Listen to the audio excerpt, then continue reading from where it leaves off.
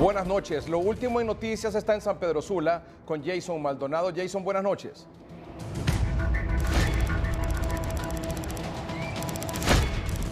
Buenas noches, licenciado Edgardo Melgar, televidentes de Noticieros Hoy Mismo.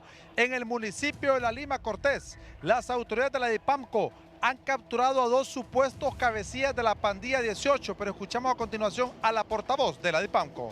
Logró sacar de circulación a 2 cabecillas del sector de la estructura criminal pandilla 18.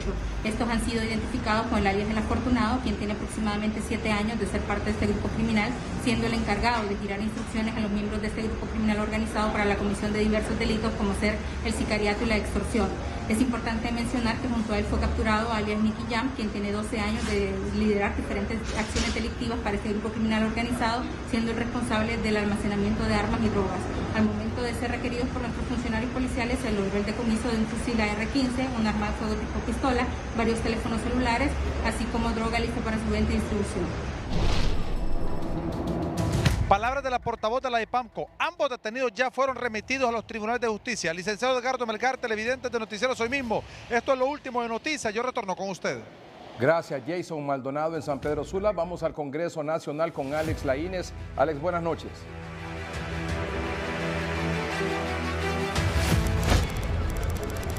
Muy buenas noches, licenciado Edgardo Melgar, televidentes de Noticieros Hoy Mismo.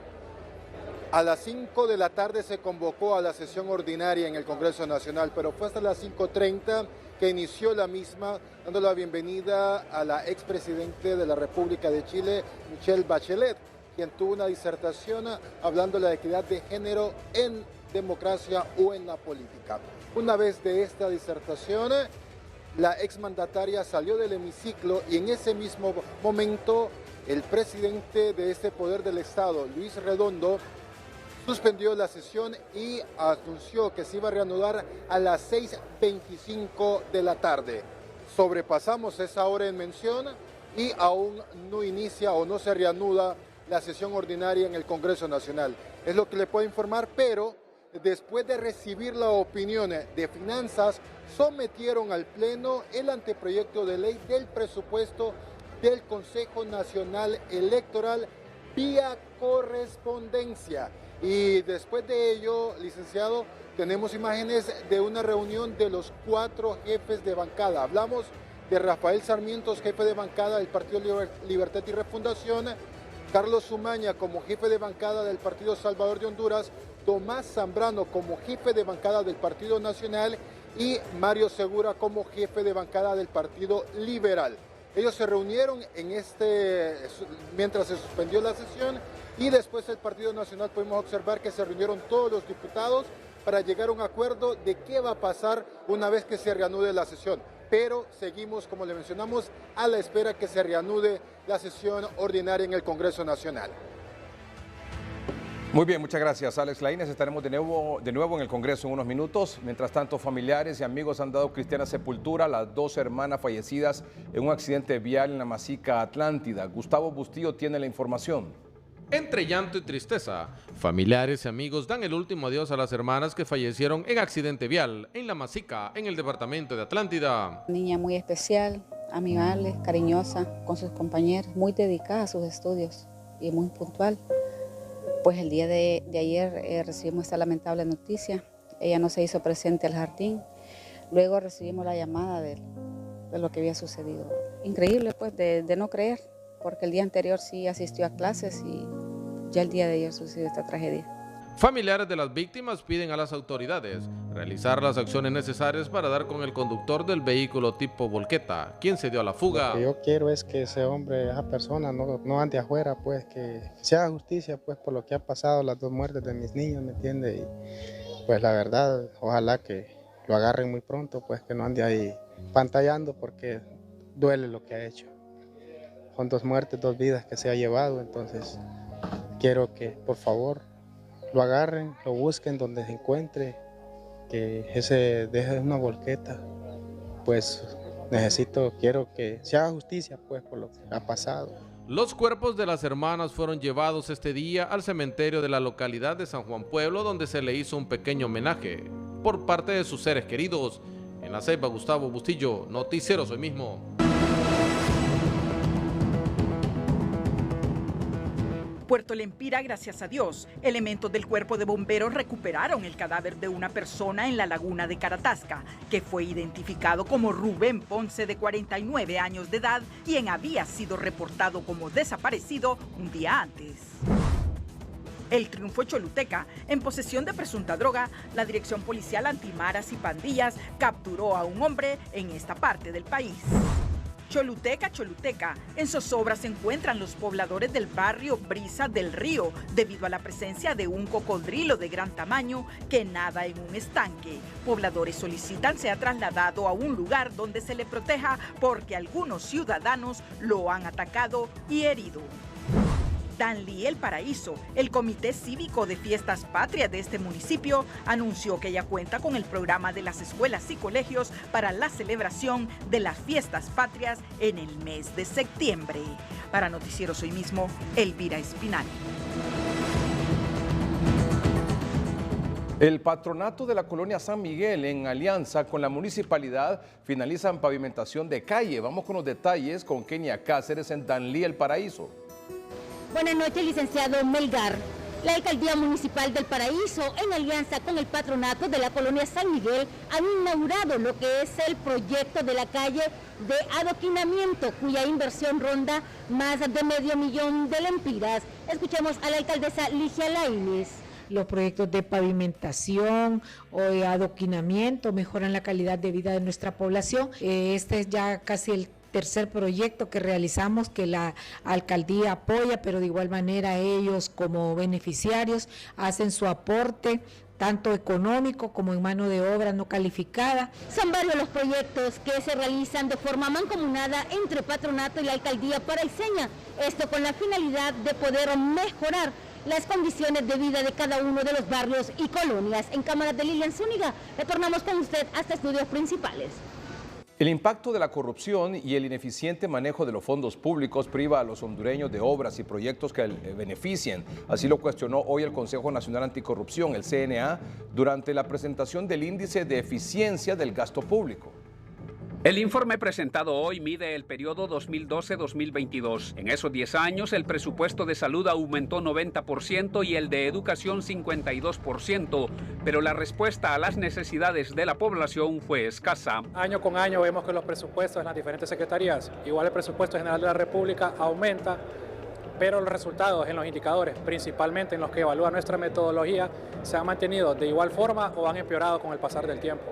El índice promedio revela que en la década evaluada se pudo reducir en 29% el presupuesto de la República y haber tenido los mismos resultados. El gobierno tiene que tener mucho cuidado en esto porque también como ciudadanos exigimos que el pago de nuestros impuestos se refleje en calidad de los bienes y servicios que nos entrega. Hay que recordar que la mal ejecución del presupuesto público también afecta la gobernabilidad, también afecta los índices de aceptación de los gobiernos. El CNA recalcó que a la ineficiencia se suma el impacto de la corrupción que limita el desarrollo humano de los hondureños. Somos un país rico, pero la politiquería barata nos mantiene empobrecidos. Somos un país rico, pero con pseudolíderes encantadores de serpientes. Somos un país rico con gobernantes con mentalidad pobre. El CNA pidió al gobierno dar un enfoque estratégico al presupuesto con una visión clara hacia el desarrollo y bienestar de los hondureños. Eddie Quintero, Noticieros Hoy Mismo. La noticia positiva es presentada por Pacasa. En este Back to School con Pacasa obtén hasta 40% de descuento al presentar tu lista escolar.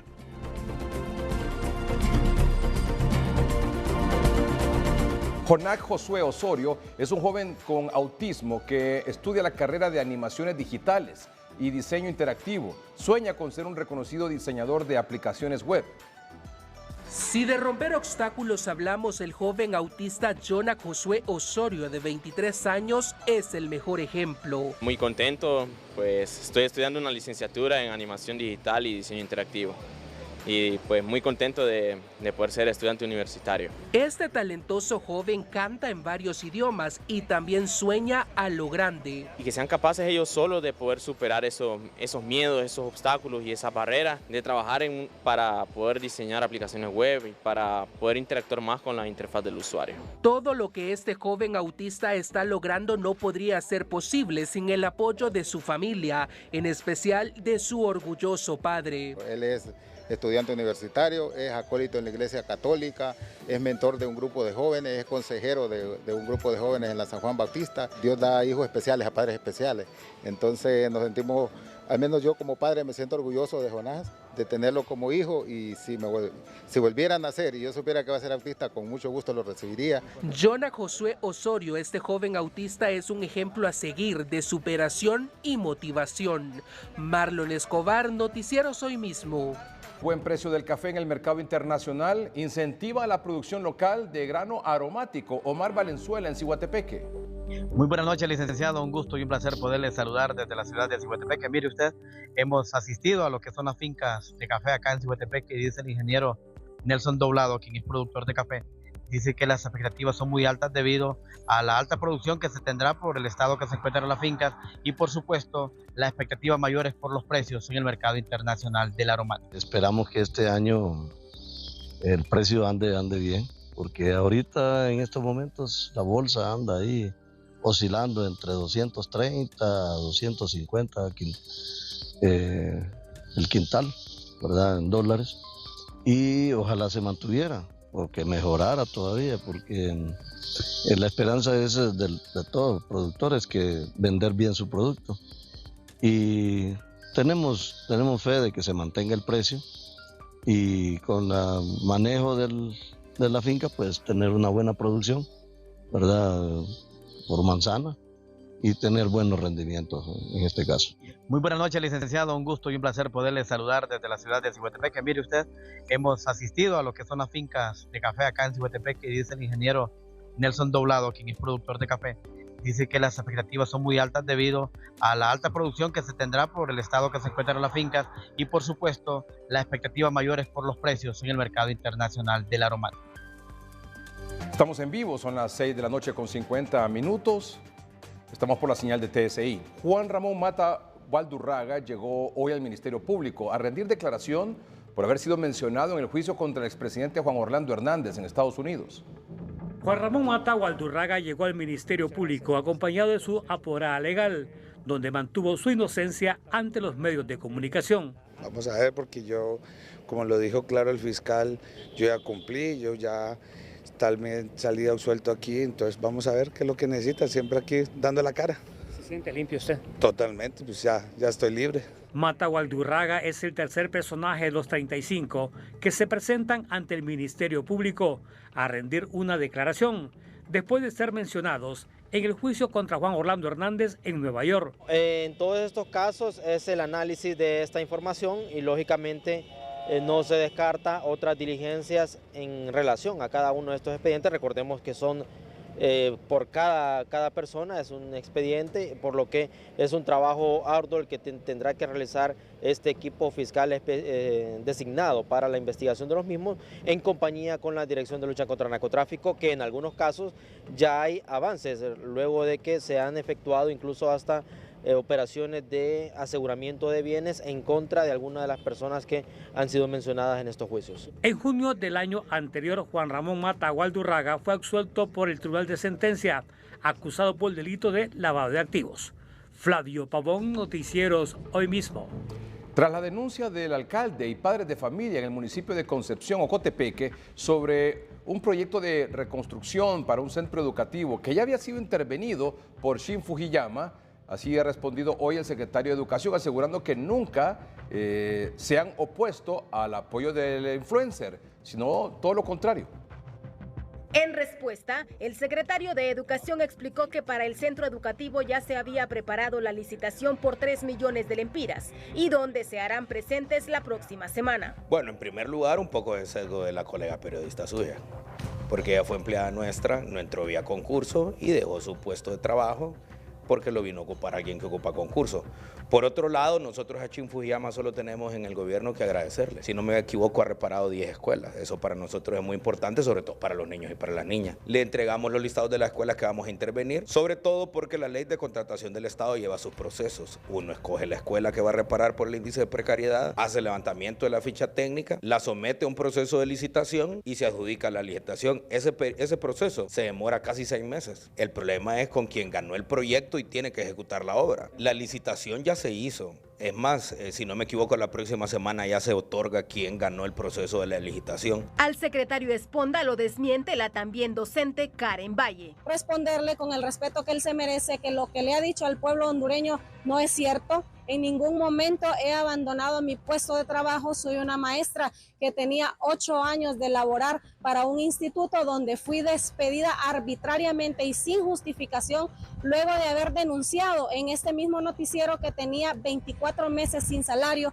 los que me deben hasta la fecha, y tuve que entablar una demanda en contra de la Secretaría de Educación porque estropearon todos mis derechos. Aclarar también que no he reprobado el concurso docente. Ocupo el 2º lugar en mi municipio y tengo como constancia de ello la constancia que emite la propia Secretaría de Educación. Es una lástima que el ministro pues se refiera de esta forma a docentes que tenemos una carrera y que hemos hecho un esfuerzo en educación.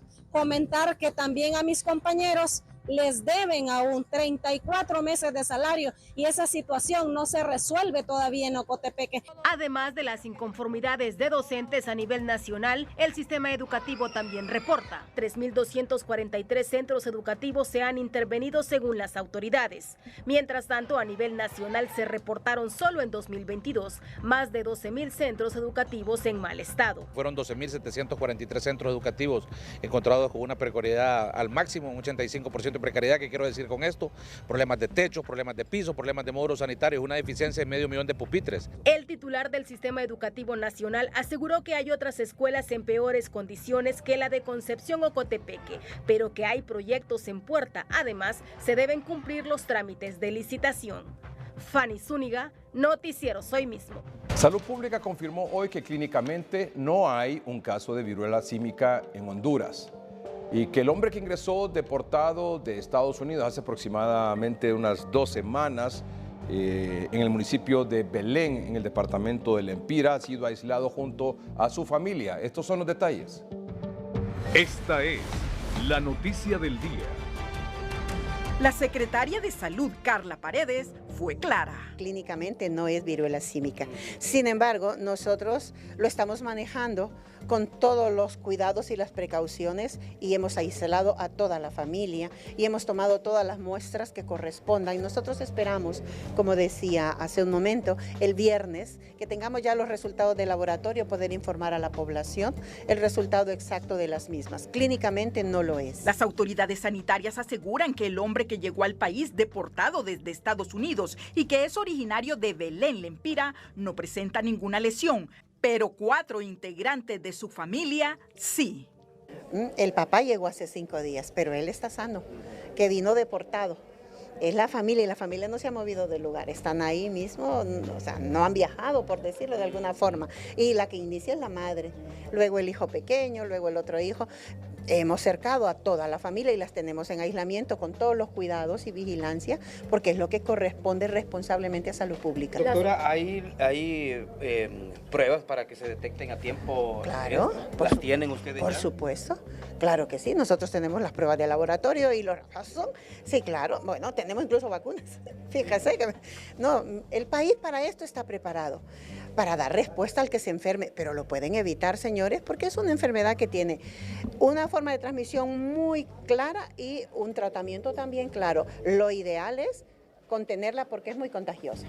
Son síntomas de la viruela símica, erupción en forma de granos o ampollas en la piel, fiebre, dolor de cabeza, dolores musculares, falta de energía, inflamación del recto que puede causar molestia, sangrado o secreción de moco o pus, ganglios linfáticos inflamados. La Organización Mundial de la Salud, OMS, consideró la semana anterior a la viruela símica o Mpox como una emergencia de salud pública de importancia internacional debido a la rápida expansión de la enfermedad en África.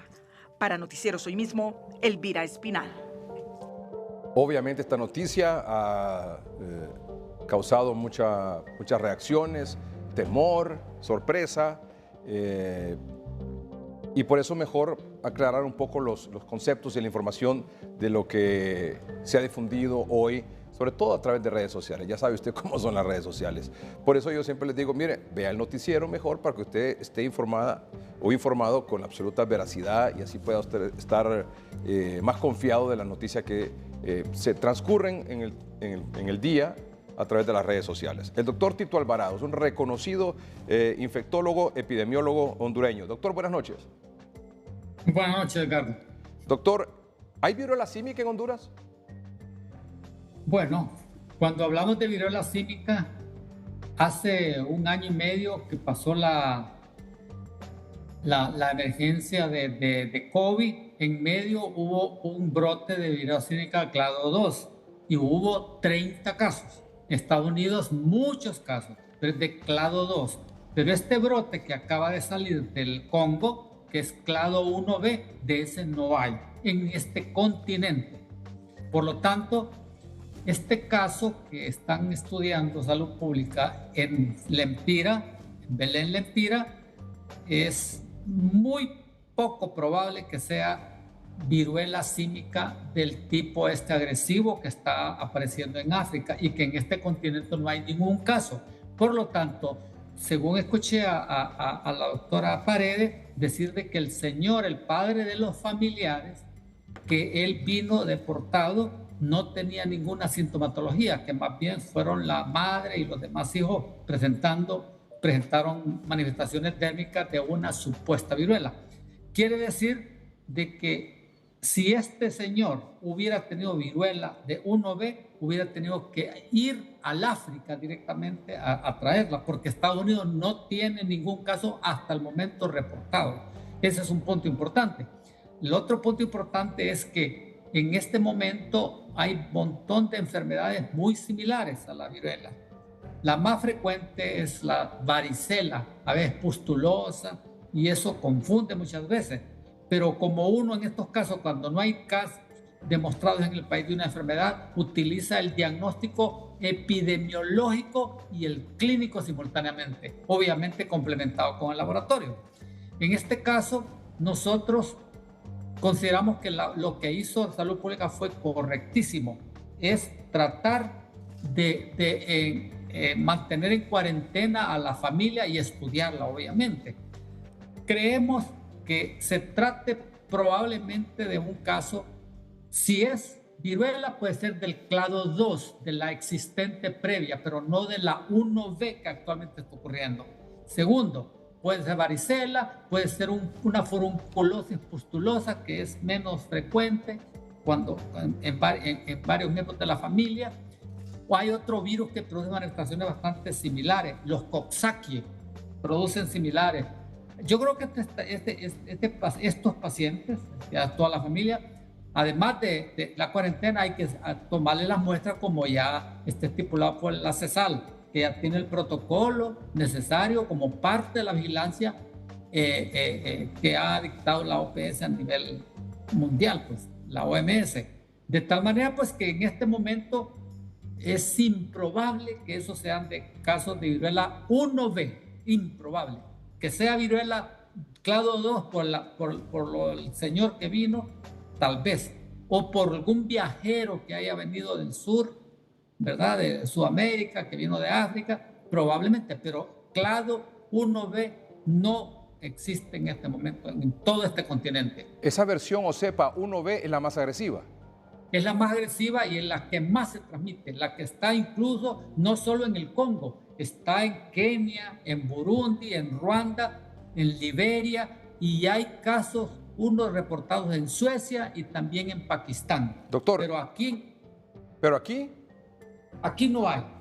Doctor, reportados por lo menos. Sí. Doctor, ¿la viruela símica es mortal?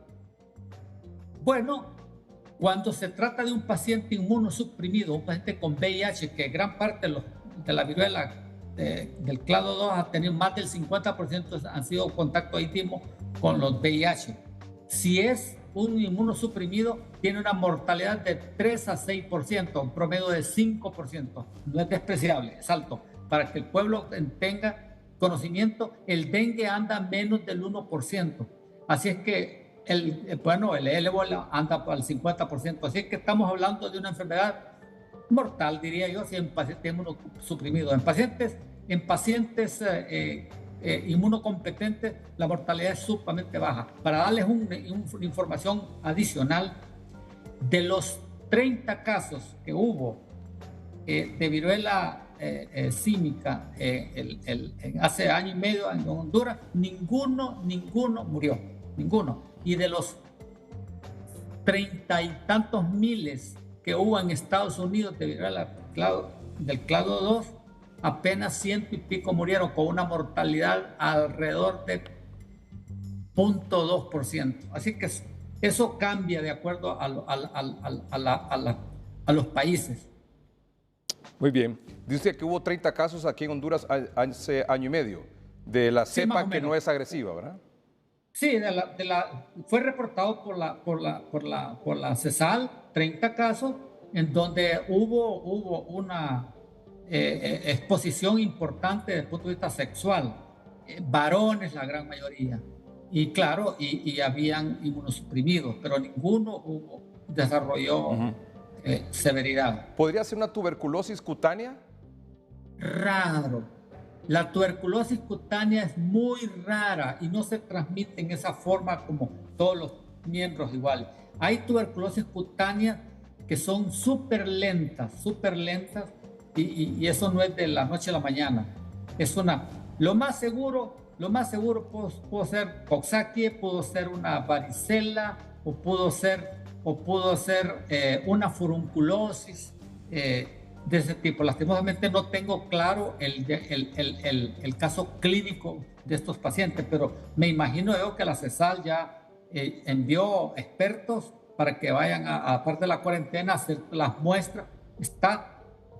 A sacar las muestras es importantísimo, porque aquí en este país, si hace el hisopado de una de las lesiones, llegamos a hacer el diagnóstico por PCR, ¿verdad? Una prueba molecular del diagnóstico de viruela tipo 2 o 1, pero no la de 1B, porque si sale negativo los dos, por el 1 o el 2, y sale negativo, uno tiene sospecha que puede ser 1B, pero no hay capacidad en nuestro medio porque la OPS todavía no ha expandido estos reactivos, y probablemente en el futuro sí lo haga por la amenaza de ese brote en el Congo.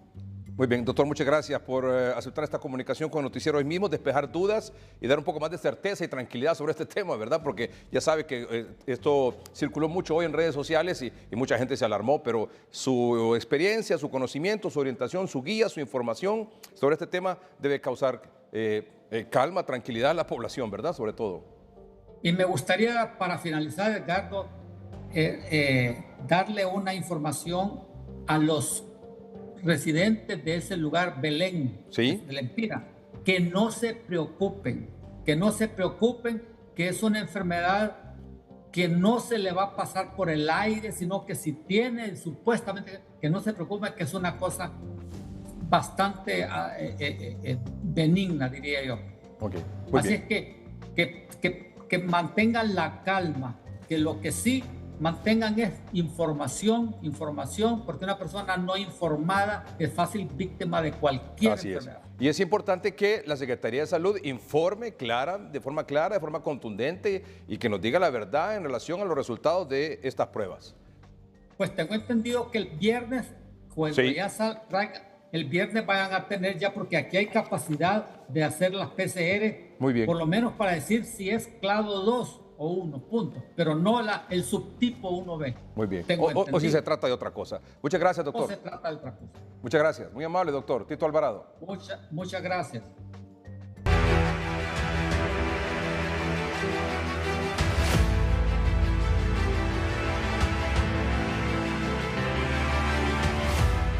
Vamos al Congreso Nacional. Don Antonio César Rivera Callejas, es diputado del Partido Nacional por el departamento de Francisco Morazán. Don Antonio, abogado, gracias por acompañarnos. Estamos a 17 días de la convocatoria a elecciones primarias por parte del Consejo Nacional Electoral, convocatoria que se hará a través de una cadena de radio y televisión el próximo domingo 8 de septiembre. ¿Tenemos ya presupuesto para las elecciones primarias?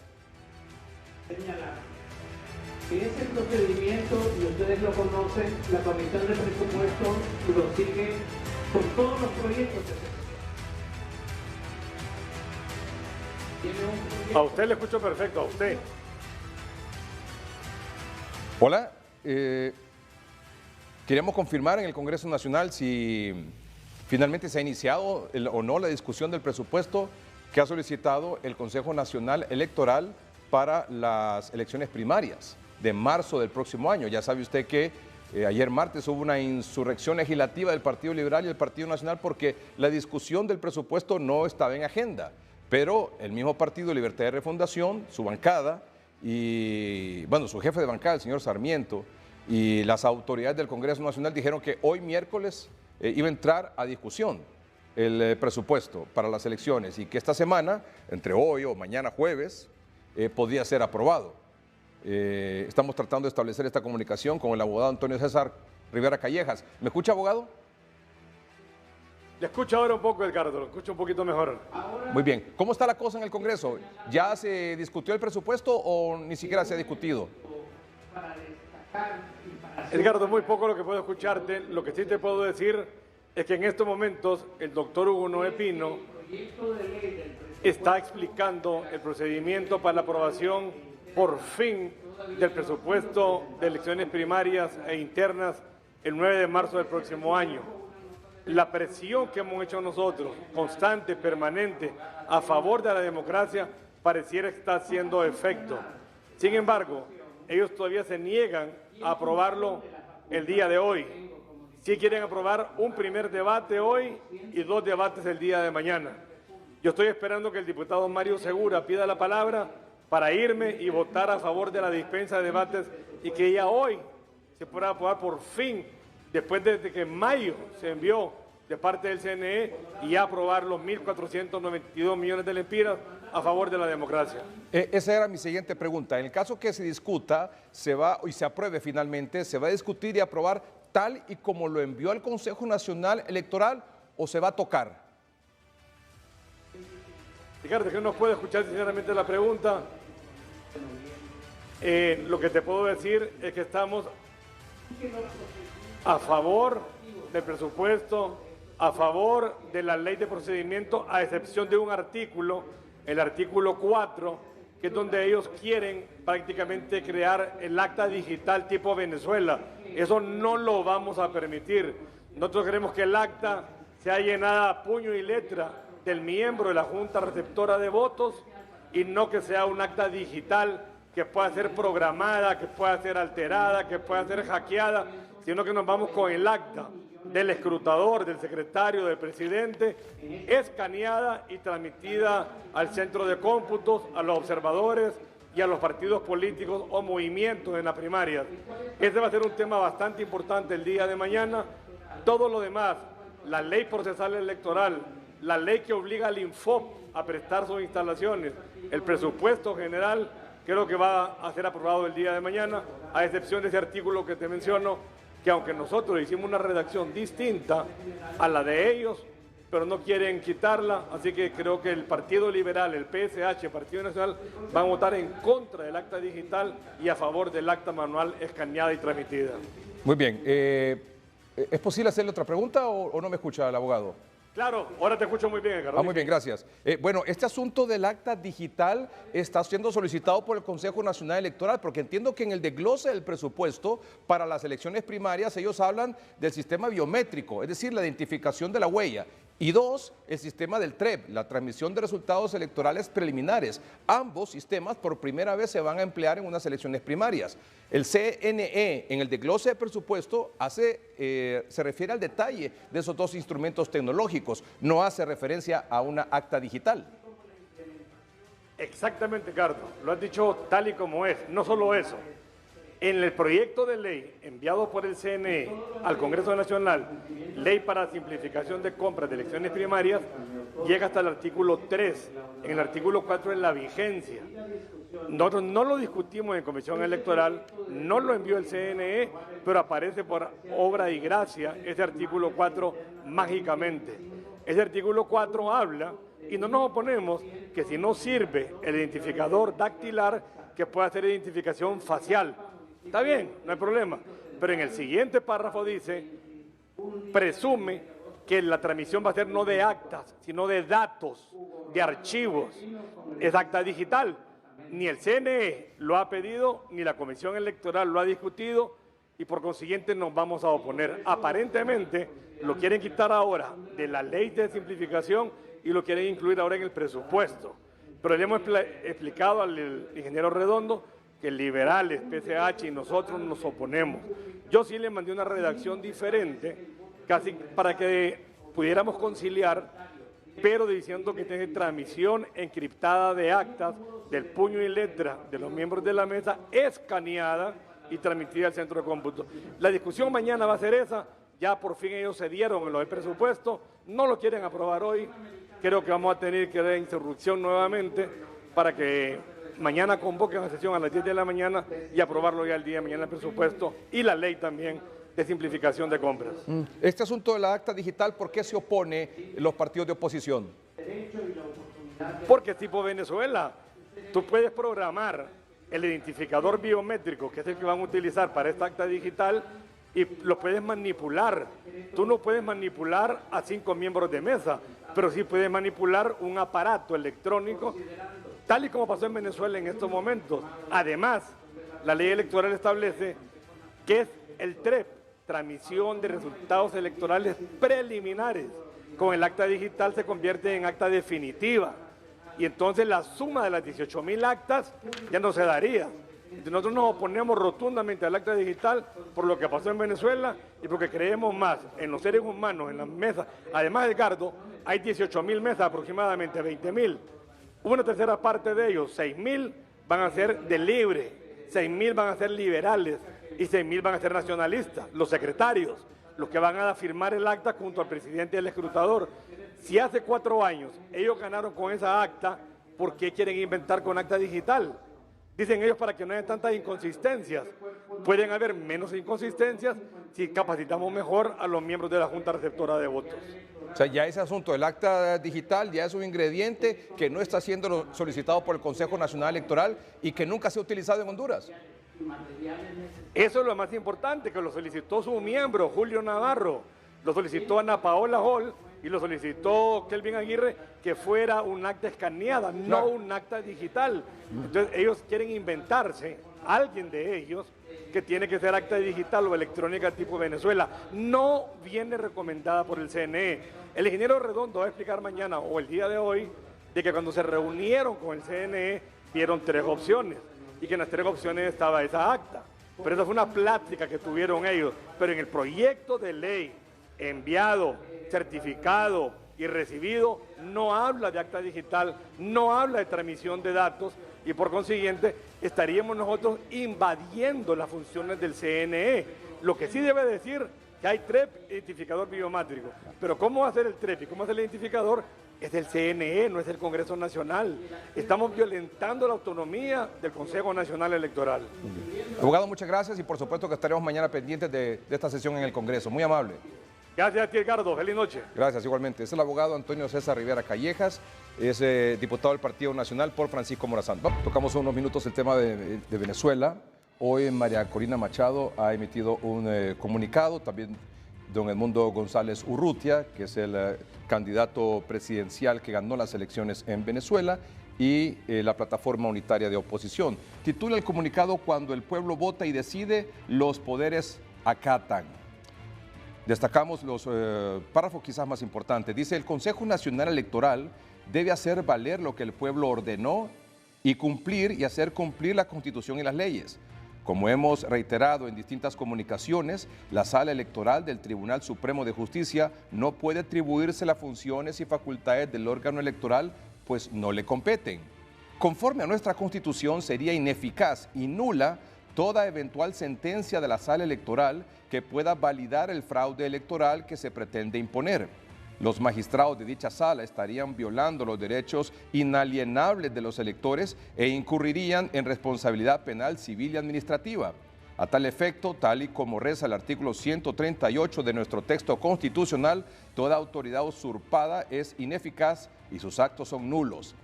Los venezolanos conocemos los resultados electorales del 28 de julio, aunque hasta el día de hoy, más de 3 semanas después de los comicios, el CNE no ha publicado los resultados y no ha cumplido con el desarrollo de pautas de verificación y control. Es inconcebible que el organismo electoral haya hecho anuncios de resultados, así como una proclamación, sin ofrecer las pruebas que nosotros sí tenemos y hemos puesto a disposición de los venezolanos y el mundo. Exigimos transparencia y cumplimiento estricto al Estado de Derecho. No aceptaremos la judicialización del cambio democrático que el pueblo decidió.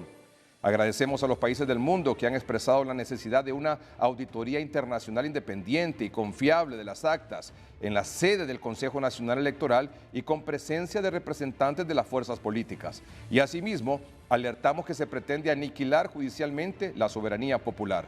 Los venezolanos debemos tener la seguridad de que Edmundo González Urrutia será reconocido como presidente electo de Venezuela el 10 de enero de 2025, asumirá como presidente de la República y comandante en jefe de la Fuerza Armada Nacional.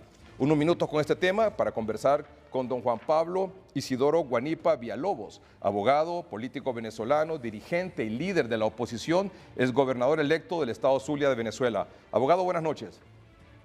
Buenas noches, Edgardo. Muchas gracias por esta oportunidad de mostrarle a ustedes lo que ha pasado en Venezuela y cómo está la situación en este momento. Muchas gracias, abogado.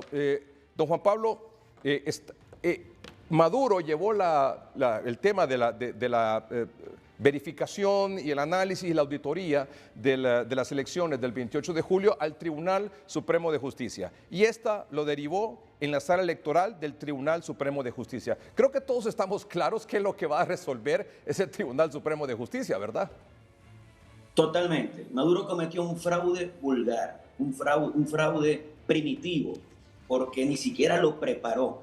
Es decir, hubo todo un sistema electoral que llevó adelante un proceso que estuvo signado por el ventajismo, por la represión, y a pesar de todo eso, llegamos al día 28 de julio y logramos vencer. Pero no solo logramos vencer, logramos arrasar en ese proceso. Es decir, Maduro salió muy golpeado, pero además de eso logramos demostrarlo, porque a pesar de que no querían entregar las actas, pudimos recopilar el 83% de las actas. ¿Qué hizo Maduro? Dio un resultado completamente distinto a la realidad y allí comenzó una represión que nos tiene a los dirigentes en situación de clandestinidad, es decir, tratando de evadir ser detenidos por la dictadura de Nicolás Maduro. Los delincuentes nos están persiguiendo a nosotros, que lo que estamos buscando es que se restablezca la democracia y la libertad. Y después de hacer todo eso, viendo que el Consejo Nacional Electoral no puede mostrar actas, porque las actas son las que hemos enseñado nosotros,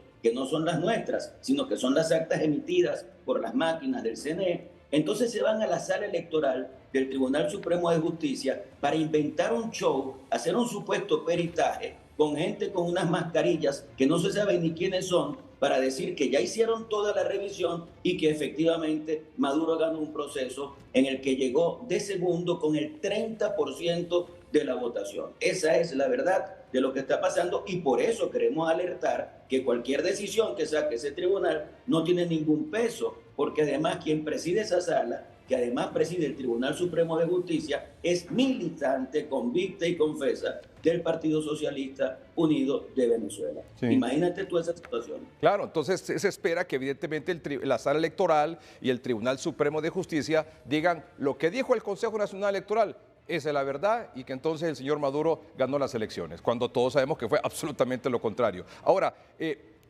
el Centro Carter, Naciones Unidas, la OEA, los países del mundo, la mayoría, lo que han pedido son dos cosas. Uno, las actas, que presenten las actas. Maduro ha dicho, las vamos a presentar, nunca las presentó. Diosdado Cabello dijo, las vamos a presentar, nunca las presentó. Lo único que quienes han presentado las actas han sido la oposición. El 83% de las actas escrutadas las tiene la oposición. Y en esas actas gana contundentemente Edmundo González con un 67% versus un 30% de Nicolás Maduro. Y lo que se ha exigido, aparte de mostrar las actas, es que en todo caso se haga una verificación, pero una auditoría independiente, no una auditoría solo del Consejo, de lo que dijo el Consejo Nacional Electoral por parte del Tribunal Supremo Electoral de Justicia, que es un ente, obviamente, ligado a Maduro. Efectivamente, aquí hay una asociación para delinquir, formada por Nicolás Maduro, el ministro de la Defensa, el presidente del CNE, la presidenta del Tribunal Supremo de Justicia, el presidente de la Asamblea Nacional. Es decir, en Venezuela no hay separación de poderes. Hay un régimen dictatorial que dirige Nicolás Maduro y ellos quieren hacer una pantomima de revisión de actas que no están haciendo. Y por eso yo les digo, miren, aquí hay una solución muy fácil. Hay 3 países que dicen que nos están ayudando y yo los quiero ayudar a que nos ayuden un poquito más, que son Colombia, Brasil y México. Lo que pasa es que ya en el caso de México, López Obrador dijo que él iba a esperar la sentencia del Tribunal Supremo de Justicia. Y yo le diría a ese señor, a López Obrador, yo le diría, ¿cómo es posible que usted plantee esperar una sentencia que ya sabemos qué resultado va a tener, que ya sabemos hacia dónde van? Y le diría a los presidentes de Colombia y de Brasil que si ellos quieren realmente acompañarnos en esto, pueden hacer 2 cosas. Si no quieren ver las actas que están allí, que están publicadas, bueno, perfecto, vamos entonces a los sobres, porque cada vez que termina el proceso electoral, en cada máquina, en cada mesa, se hace una impresión única del acta. Disculpa que me están interrumpiendo, pero vamos a seguir. Se hace una impresión única del acta. Esa acta impresa va al sobre número 1. Ese sobre número 1 lo tiene la Fuerza Armada Nacional bajo resguardo. Pueden perfectamente abrir el sobre 1, los 30.026 sobre 1, y allí se puede contar todo y allí sale el resultado. Luego tienen otra posibilidad. Cada vez que tú votas en Venezuela, que marcas votar, se produce un papelito donde dice cuál es tu voto. Tú guardas ese papelito en una caja. ¿Qué estamos proponiendo? Vamos a abrir las cajas, vamos a contar los votos que están en la caja. Pero ¿cómo me van a proponer un gobierno de cohabitación? ¿Cómo me van a proponer una repetición de las elecciones? Es decir, en este momento lo que estamos es haciendo valer el resultado electoral del día 28 de julio. Ya las elecciones, con las condiciones que impuso Maduro, se dieron en Venezuela. Entonces lo que estamos es buscando que la verdad que ha sido demostrada por nosotros sea asumida por Maduro y sus amigos. Aquí el tema de repetir las elecciones, eso está descartado para la oposición. Así es, ¿verdad? No está descartado, hermano, porque ya el proceso se hizo, sí. Y hay un resultado, y ese resultado puede ser totalmente auditado, verificado, con peritaje, validado, etc. Lo otro que se mencionó en algún momento fue una intervención militar, pero creo que con eso nadie está de acuerdo, ¿verdad?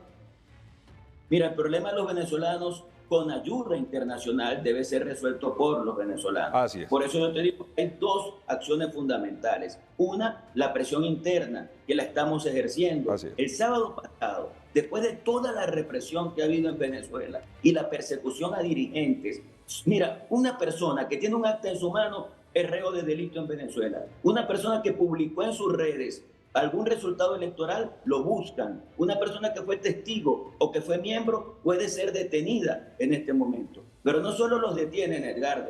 Además de eso, les hacen un proceso de extorsión. Les cobran $1,000, $2,000 para que esas personas no vayan al proceso judicial. Y les dicen, bueno, dame el dinero, no vas al proceso judicial, te quedas tranquilo en tu casa y yo me quedo con un dinero. Ese es el incentivo que utiliza Maduro para que las distintas policías persigan a la gente. Y a pesar de todo eso, la manifestación que hicimos el sábado en Caracas y en todas las ciudades de Venezuela, pero además alrededor del mundo, fue impresionante. Sí. Entonces la presión interna es muy importante para nosotros. Hablando de la presión interna, aquí entonces solo hay 2 caminos. Uno, el tema de la negociación para que tarde o temprano Maduro abandone el poder, probablemente solicite muchas garantías, que no lo persigan, disfrutar de su riqueza, etcétera, etcétera. Ese es un proceso que puede caminar.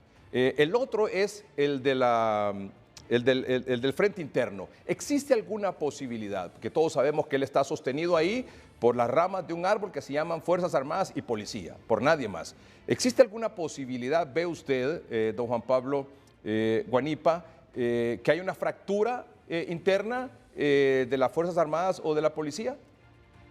Bueno, mira, como te decía, la presión interna es importante, la presión internacional también lo es, y nosotros le damos mucha, pero mucha importancia a todo el apoyo que hemos tenido alrededor del mundo. Pero la tercera pata de esta mesa es lo que usted está diciendo. Esa tercera pata es lo que puede pasar a lo interno, no solamente de la Fuerza Armada, sino de los distintos poderes públicos. Y no le hablo del alto mando militar, porque a nivel del alto mando militar y de los distintos poderes públicos, ya hay una alianza, una connivencia que tiene que ver con poder, que tiene que ver con dinero, que tiene que ver con corrupción. Ya esa gente es como si hubieran entrado a un cártel. Ya es muy difícil que se salgan. Pero los que están en los niveles medios, ellos saben lo que pasó. Ellos saben lo que pasó porque las Fuerzas Armadas estuvieron en el proceso electoral en los distintos centros de ¿Ve votación. usted, don Juan Pablo, la posibilidad de una fractura ahí o es una ilusión? Yo creo que es posible. Yo no le puedo decir que tengo los pelos en la mano, pero le digo que creo que es posible que haya compresión interna, compresión internacional y con fracturas a lo interno del movimiento chavista y de los poderes públicos, la posibilidad de que se reconozca la verdad de lo que ha pasado en Venezuela. Don Juan Por Pablo, eso estamos luchando. claro, Por eso estamos... Don Juan Pablo, entiendo que usted, al igual que María Corina, don Edmundo González y otros líderes de la oposición, están en la clandestinidad. O sea, hoy usted me está hablando desde la clandestinidad. O sea, está escondido en Venezuela. Le estoy hablando de un sitio donde estoy resguardado porque ya han tenido la intención de detenerme. En mi caso, casi estuve preso. Nos paralizó una unidad del SEBIN, que es el Servicio Especial Bolivariano de Inteligencia.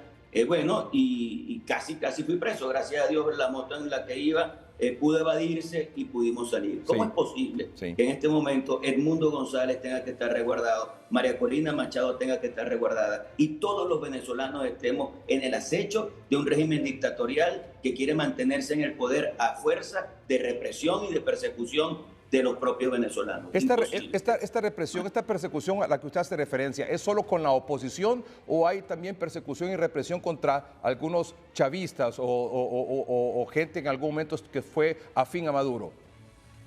Sí la ha habido, y le puedo contar el caso de 2 fiscales del Ministerio Público a quienes les obligaron a que imputaran a unos muchachos que no tenían ninguna participación en ningún hecho delictivo. Esas 2 fiscales decidieron no imputarlos porque consideraron que no había ningún tipo de indicio en contra de esos muchachos. Las 2 fiscales en este momento están presas porque decidieron que no había indicios para imputar a esos muchachos. Y a nivel de la población entiendo que muchos barrios, muchos sectores dentro de Caracas y otros estados que generalmente habían sido afines al chavismo o a Maduro y que en esta ocasión votaron por la oposición, también ha habido represalias. Efectivamente, sectores donde había ganado antes el chavismo, que hoy perdió porque la derrota a Maduro es una derrota transversal, es una derrota que cruza todas las clases sociales, todos los estados del país. En todos los estados gana Edmundo González, en algunos con más porcentaje que en otros, obviamente, pero gana en todos. Y en esas comunidades más pobres ha habido una especie de racia, es decir, se meten las fuerzas policiales, atacan a la gente por la única razón de que allí perdió Nicolás Maduro. Quiero hacer una pregunta ahora que habla usted de las clases sociales y esto. ¿Cuál es en este momento el papel de la empresa privada? ¿De qué lado está? Mira, la empresa privada ha pasado por un problema y procesos muy complicados. Y yo te diría que el empresario natural, el que está haciendo su trabajo en cada uno de los estados del país, está desesperado y quiere que Maduro salga inmediatamente de la presidencia que usurpa. Pero hay una cúpula empresarial, Fedecámara específicamente, que ha tenido una actitud de connivencia con Nicolás Maduro y que últimamente no ha jugado a lo que es la soberanía del pueblo venezolano, sino a su propia supervivencia. Yo eso lo cuestiono completamente porque me parece que la supervivencia de ellos, de cualquier persona en Venezuela, pasa por la libertad y pasa por la democracia. Don Juan Pablo, ¿qué va a pasar el 10 de enero de 2025, cuando le toca asumir el poder a Nicolás Maduro o a Edmundo González? Nosotros aspiramos que ese día asuma el poder puramente ante la Constitución y se le coloque la banda presidencial a Edmundo González. Estamos trabajando para eso. Sabemos que tenemos una lucha compleja. Tenemos una lucha compleja por toda la realidad de los poderes públicos, pero yo tengo la convicción de que Maduro lo que hizo fue alargar su agonía. Maduro, si hubiera sido más inteligente y si hubiera pensado alguna vez en ser demócrata, hubiera aceptado el resultado y bueno, habría iniciado un proceso de recuperación de su partido, de participación en elecciones de gobernadores, de alcaldes, de concejales, de legisladores y bueno, de ir recomponiéndose. Pero no, decidió lo peor, porque al final esa dictadura no tiene cómo sostenerse. La mentira de Maduro no tiene cómo sostenerse. Y cuando caiga, a la gente no le va a gustar votar por su partido, porque lo vio involucrado en esto. Por eso hasta hacemos un llamado a los dirigentes de ese partido. Ellos podrían hacer un esfuerzo de recuperación, pero en este momento se están hundiendo con Nicolás. Muy bien. Don Juan Pablo, muchas gracias por aceptar esta conversación con Noticieros Hoy Mismo. Es usted muy amable. Muchas gracias a ustedes, hermano. Gracias. Es don Juan Pablo Isidoro Guanipa Villalobos, abogado, político venezolano, es gobernador electo del estado Zulia, dirigente y líder de la oposición que está en la clandestinidad, al igual que don Edmundo González, que es el candidato presidencial de la oposición, y María Corina Machado, líder de la oposición, y otros importantes dirigentes. Muchas gracias. La presidenta Xiomara Castro ha premiado a la selección femenina de Honduras Sub-15, otorgándoles una casa a cada una por haber conquistado el oro en la CONCACAF.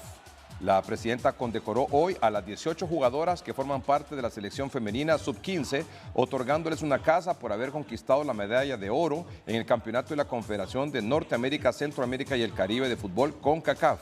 La jefa de Estado reconoció el merecido logro de convertirse en destacadas campeonas de la CONCACAF, un torneo regional de alto valor y sacrificio en donde pusieron en lo más alto el nombre de Honduras, con la entrega de computadoras personales para cada una de ellas. A su vez recibieron una gratificación el cuerpo técnico y los asistentes. Esta iniciativa es una determinación política de la presidenta que nace de la visión de la refundación del deporte para garantizar el bienestar y mejorar la calidad de vida de las jóvenes atletas, quienes representan el futuro del deporte en nuestro país.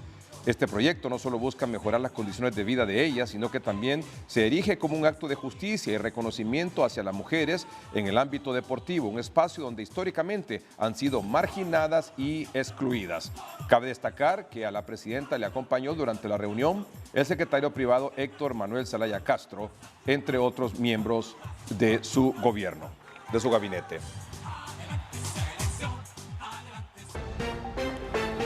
No hay tiempo para más, solo para agradecer el favor de su atención. Buenas noches, que estén bien.